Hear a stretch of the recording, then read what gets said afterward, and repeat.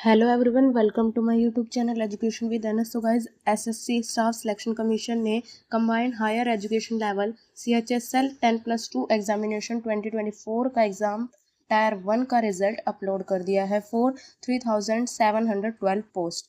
आप जल्दी से जाके इसको एसएससी की ऑफिशियल वेबसाइट या फिर sarkari-result.com पे जाके अपने रिजल्ट को डाउनलोड कीजिए। नीचे स्क्रॉल करेंगे तो यहाँ पे लिखा हुआ है download tyre 1 result list 1 and list 2। आपको अपनी दोनों लिस्ट में आप अपना नेम चेक कर सकते हैं, जोन सी लिस्ट में आपका नेम है। एंड अगर मेरी वीडियो आपको अच्छी लगे तो लाइक शेयर कमेंट कीजिए, चैनल को सब्सक्राइब करना ना भूलें। धन्यवाद।